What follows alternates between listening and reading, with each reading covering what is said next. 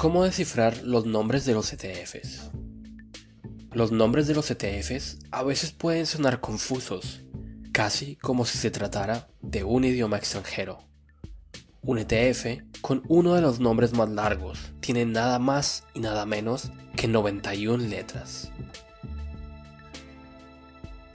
Nombres crípticos como estos pueden asustar a los principiantes en bolsa, pero en realidad se trata de una lógica bastante simple.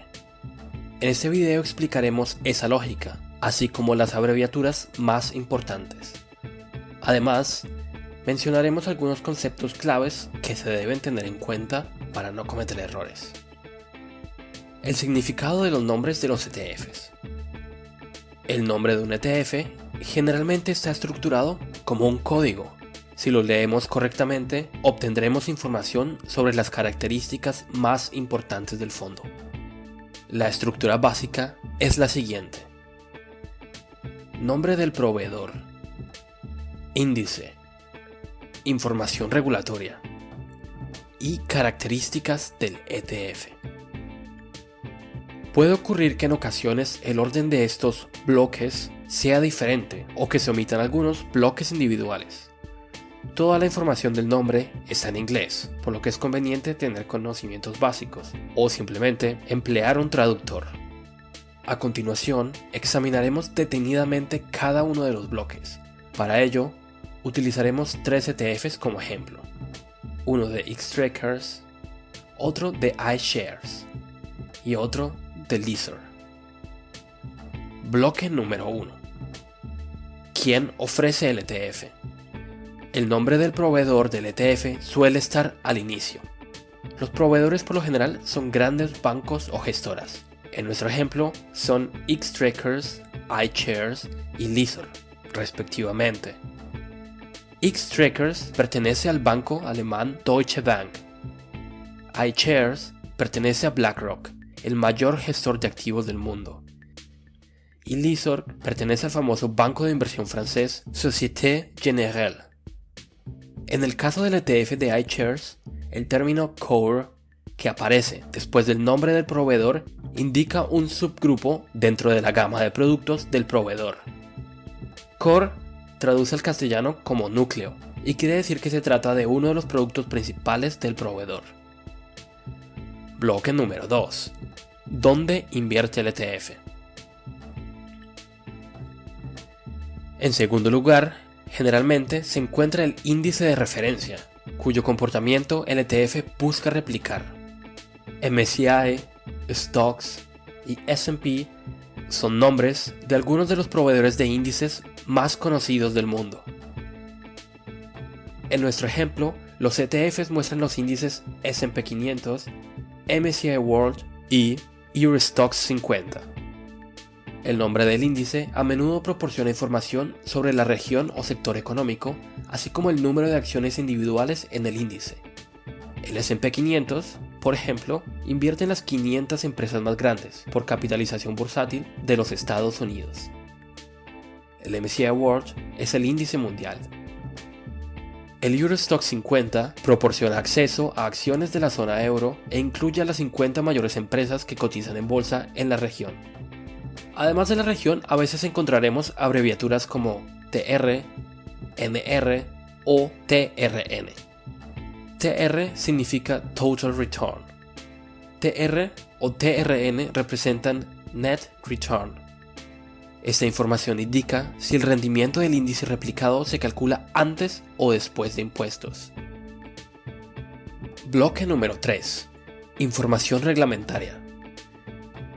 UCITS traduce al castellano como Directiva sobre determinados organismos de inversión colectiva en valores mobiliarios. La directiva establece una serie de requerimientos que deben cumplir los fondos de inversión en Europa. Estos incluyen requisitos mínimos relativos a la diversificación del fondo. Por ejemplo, solo un máximo del 20% de los activos netos de un fondo pueden invertirse en valores de una sola empresa. Otro requisito reglamentario es el uso de la palabra ETF en sí misma. Los ETFs deben contener la palabra ETF. Eso distingue claramente a los ETFs de otros instrumentos de inversión negociados en bolsa muy diferentes, como por ejemplo los ETCs o ETNs. Bloque número 4. Características del ETF. Al final del nombre del ETF podemos encontrar diferentes tipos de abreviaturas que contienen información adicional. Estas abreviaturas son muy útiles, pero desafortunadamente se abrevian de manera diferente dependiendo del proveedor. A continuación haremos una lista de las más comunes. Distribución o acumulación. Como es sabido, la principal diferencia entre los ETFs acumulativos y de reparto es que estos últimos reparten rentas periódicas, dividendos o ingresos por intereses, mientras que los acumulativos reinvierten los beneficios dentro del fondo. Los ETFs de distribución se abrevian con una D o las abreviaturas DIS en DIST.